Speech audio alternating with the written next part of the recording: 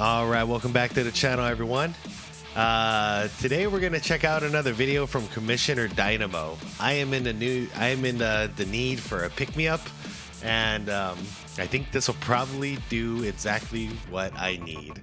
This one is called Lakers Are a Circus, but next season will be cinema, and I couldn't agree more. I'm looking forward to it.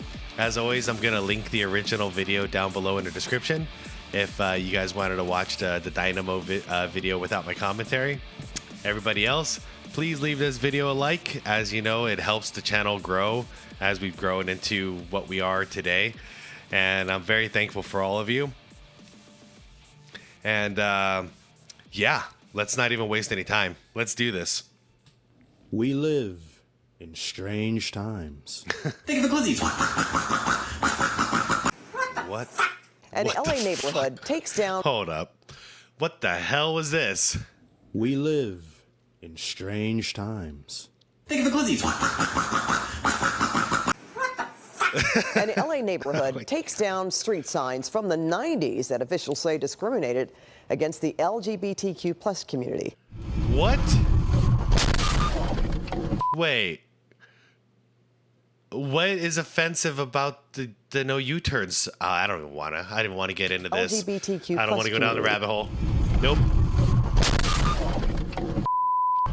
We've got a sour vegetable in the toilet running against each other for president. We've got diddlers being exposed left and right this year. Oh no, did Freaky he? ass nigga, he a 69 God. Freaky ass nigga, he a 69 God. Hey, hey, hey, hey, run for your life. And now we have, for the first time in NBA history, a father and son playing alongside one another. Now you may be saying, well, that's nowhere near as strange and or negative as those other things you've shown.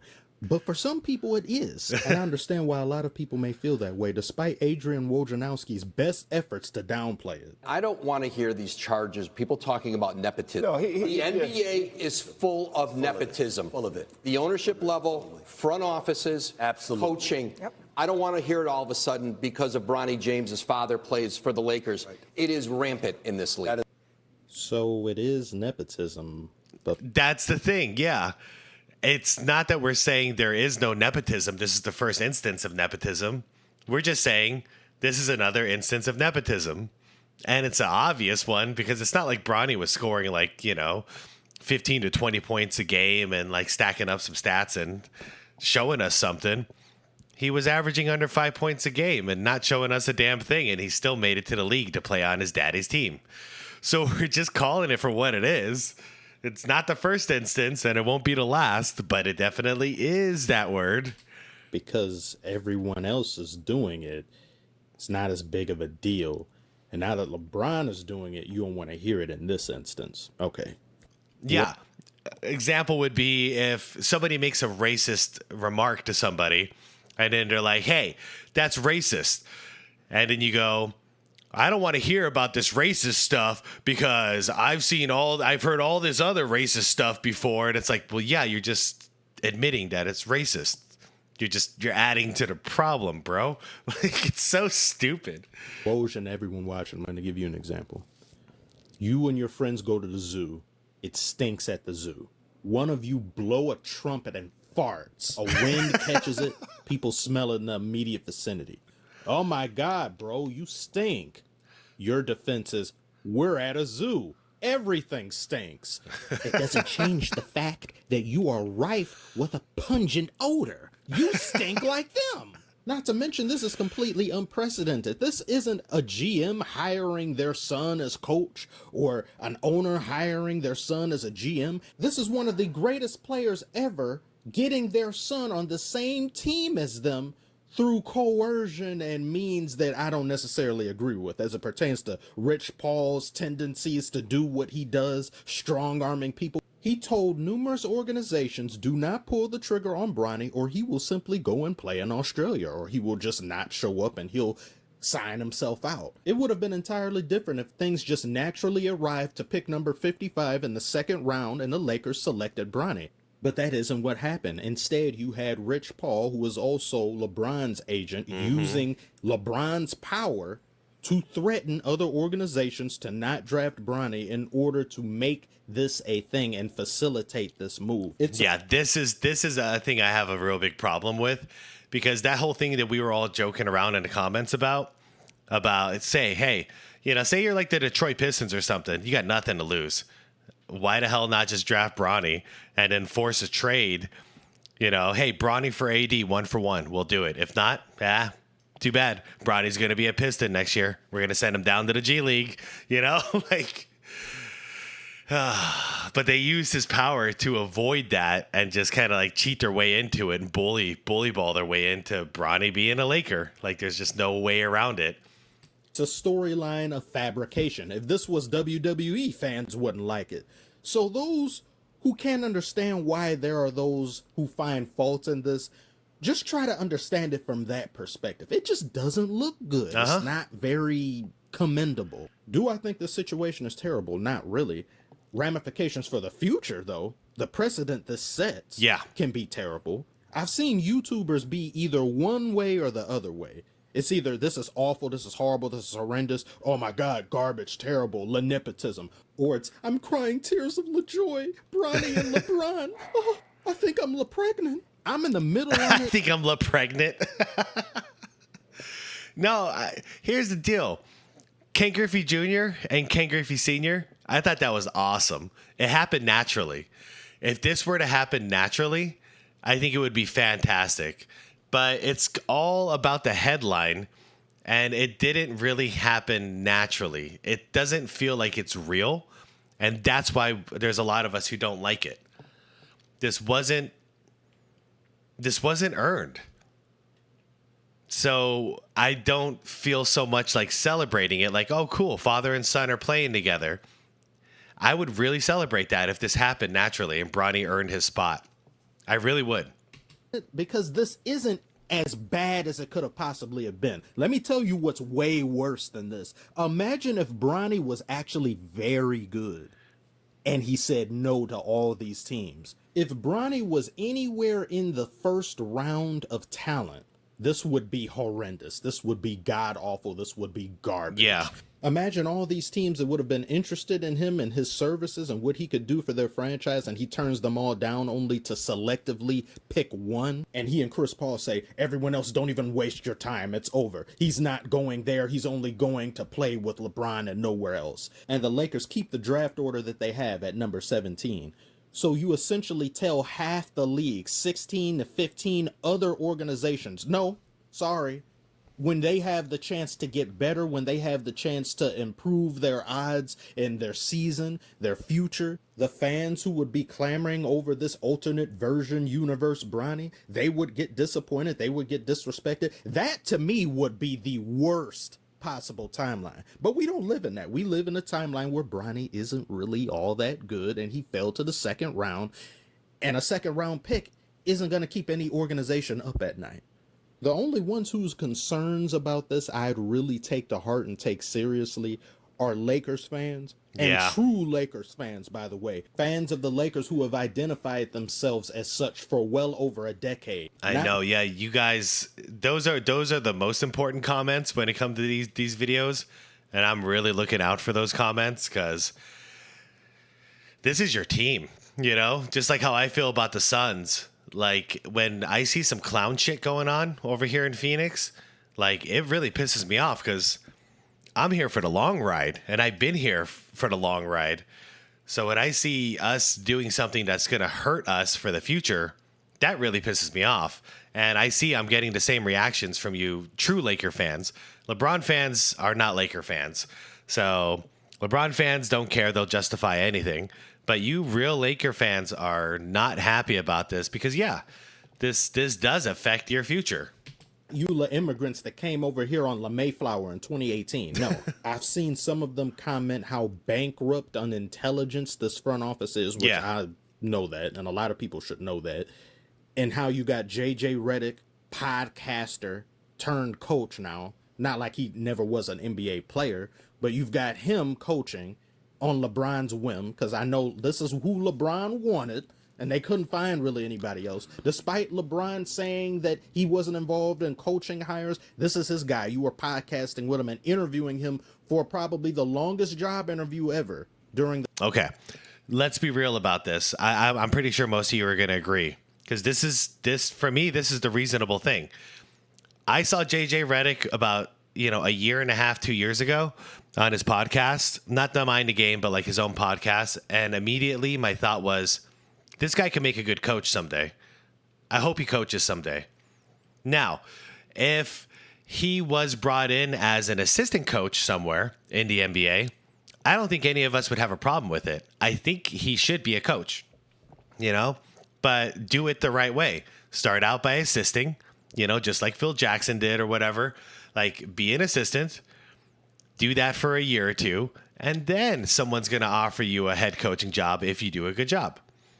That's it. But the fact that he went from middle school coaching and coaching his son's team to now being the head coach of the Los Angeles Lakers, that's a problem. Like, you're not supposed to. So we got two instances. We got Bronny and JJ that have now just leaped over the traditional steps of how you're supposed to earn a job. And I think that's where a lot of people's problem is. At least it is for me, because there's tons of players who would have loved getting getting picked, that were more qualified, that didn't get picked to go into the NBA because of Bronny. And then you can say the same thing about the coaching job.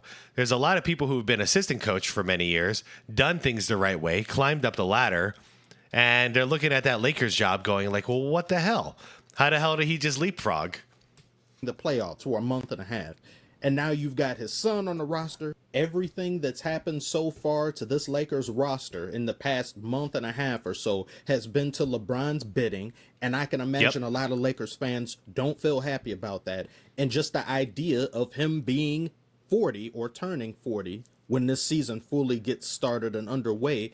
And when he leaves, you will be left with nothing, because you have very little in the way of picks, all of which were dealt out to the Davis trade, Westbrook trade. You got rid of a lot of players that you shouldn't have. Caruso, KCP, all of this. What do you have to show for it? A ring that a lot of people don't much respect, multiple years where you didn't even make the playoffs with LeBron on this team, and unceremonious exits. LeBron really just came over here to the Lakers, put his feet up on your couch in your living room and said, "This is my house. Fuck your couch." Fuck your couch, nigga. Buy another one, you rich motherfucker. Rick James. Your couch, nigga. Fuck your couch. And now I see both he and AD want the Lakers to go all in on another elite player. Is this player supposed to be somewhat of a max player, or somebody that will basically constitute into a big three? Yeah, where's the money coming from? Take $1 million like MJ did and then ask for that. They could do it. All right? But if you're going to take 50 million or whatever it is, then don't be mad when the team's out of money. They don't have money for a player the caliber that you're looking for. You guys do not need a big three. You need solid role players. Dependable, consistent role players. If D'Lo wasn't so back and forth and you had one or two other Lakers weren't so inconsistent, you guys could have done far better in these playoffs. And I mentioned this on stream, but listen to this. Jeannie Buss reportedly banished Jerry West and revoked his season tickets after Jerry West took issue with her dating the team's head coach in Phil Jackson. Jeannie, why are you playing Genie in the bottle with Phil Jackson, your coach? Why are you mixing business with pleasure? He put her in that triangle. And you took the logo season tickets away? Yeah, that was Betty stupid. Buss. Someone during the we saw that on a Jerry West video that we checked out a couple weeks ago. Yeah, that was stupid. That's stupid. That man did so much for the Lakers. Said the Lakers are essentially the Kardashians of the NBA world. Yes, they are. Yeah. It's keeping up with the Los Angeles Lakers. This is one of the most unserious franchises in the NBA. And don't sit here and say, yeah, but your Pistons are... No, this is different. This is a reality show over here on the Lakers. This is Love and Hoops Brentwood. But getting back to LeBron and Bronny, no matter how much you may not like this, and there's dumb stuff in and around the organization and franchise, LeBron's antics on and off the court, I still find this cool. This is highly intriguing, and I think a lot of people do as well, for better or worse. I look forward to the next season, and there are some scenarios that could come about that will provide great entertainment. Allow me to introduce you to my son.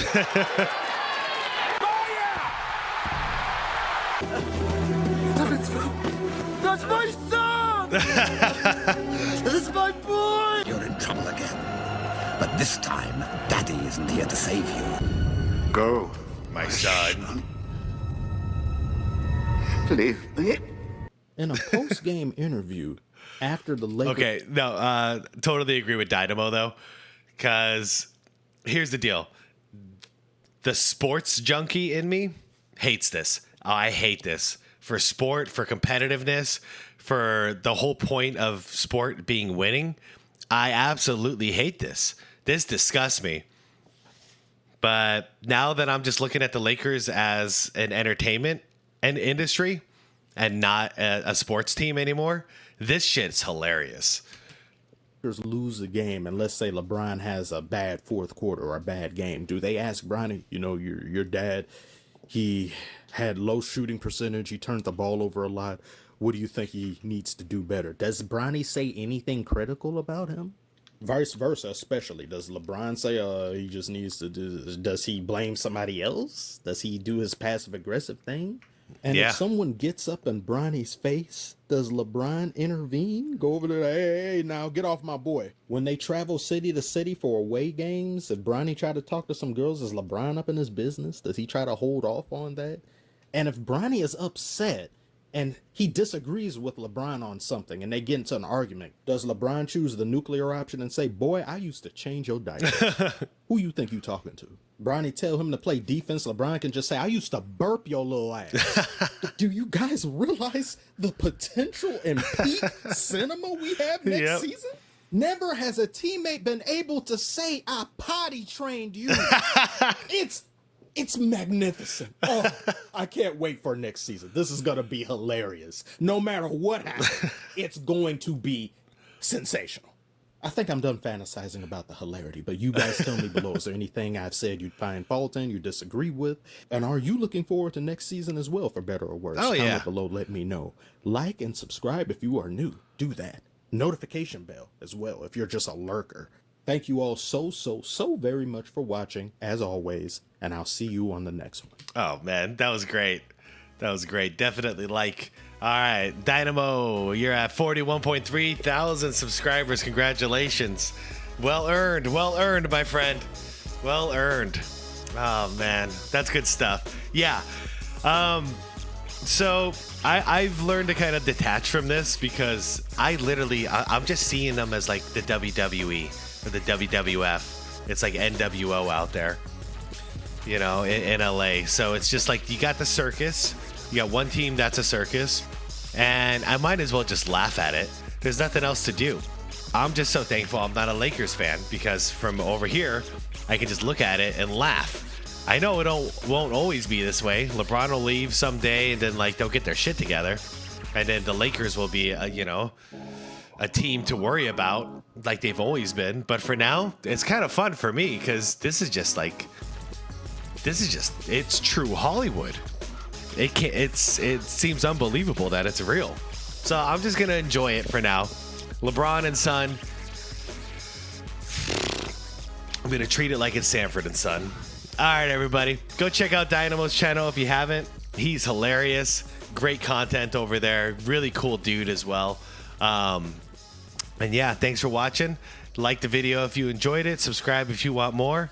And I'll see you tonight for the After Dark episode, all right? Okay, peace out, everyone.